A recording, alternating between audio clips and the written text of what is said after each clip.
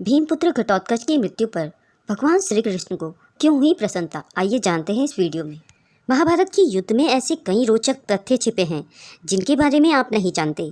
महाभारत युद्ध में पांडवों की तरफ से लड़ने वाले कई योद्धा थे। घटोत्कच भी उनमें से एक था। घटोत्कच भीम और हिडम्बा का पुत्र था। वह मायावी था। युद्ध के दौरान उसने कौरव सेना का बहुत नुकसान किया। घटोत्कच का पराक्रम देखकर दुर्योधन भी डर गया था। घटोत्कच को कर्ण के हाथों मारा देखकर श्री कृष्ण प्रसन्न हुए।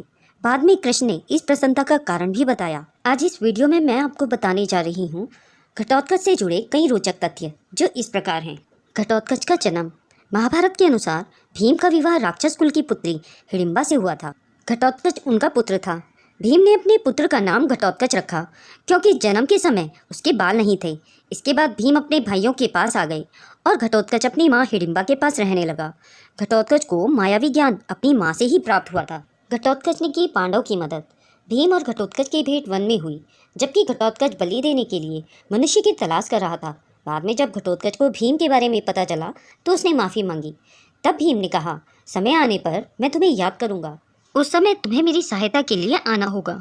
वनवास के दौरान जब पांडवों को गंडमादन पर्वत पर जाना पड़ा तो घटोत्कच उन सभी को आकाश से अपने कंधों पर एक निश्चित स्थान पर ले गया।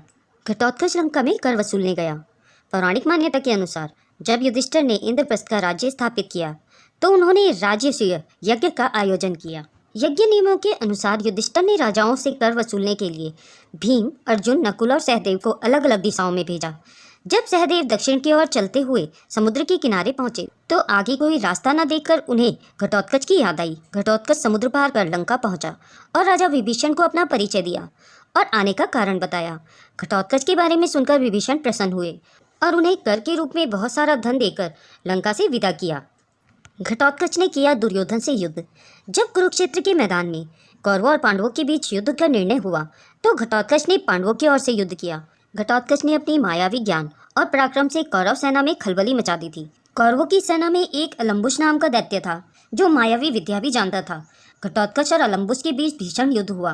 अंत में घटोत्कच ने उसे मार डाला। दुर्योधन और घटोत्कच के बीच भीषण युद्ध भी हुआ। घटोत्कच के पराक्रम को देखकर दुर्योधन भी डर गया। घटोत्कच के पुत्र। घटोत्कच के एक पुत्र का नाम बार्बरिक और दूसरे का नाम अंजन पर्वा था।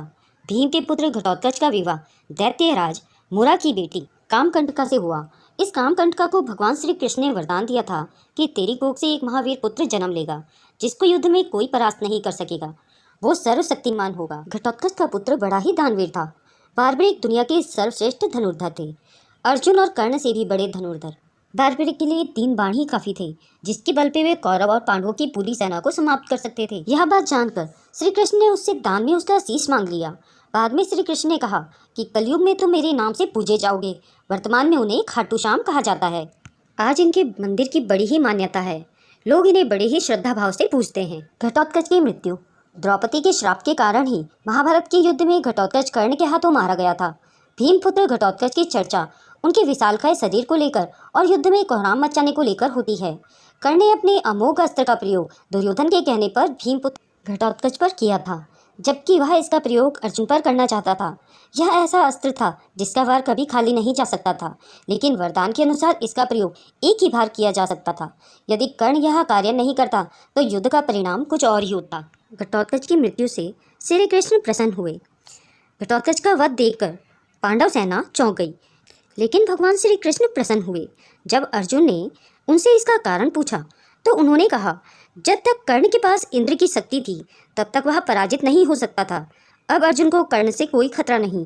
श्री कृष्ण ने कहा कि अगर आज घटोत्कच की मृत्यु नहीं होती तो एक दिन मैं उसे मार देता, क्योंकि वह ब्राह्मणों और यज्ञों से शत्रु रखने वाला राक्षस था। दोस्तों, अगर यह वीडियो आपको पसंद आई हो तो इसे लाइक और अपने दोस्तों में शेयर ज़रूर करें। अगर आप मेरे चैनल में नए हैं तो इसे सब्सक्राइब करें। वीडियो को अंत तक देखने के लिए आपका बहुत बहुत धन्यवाद।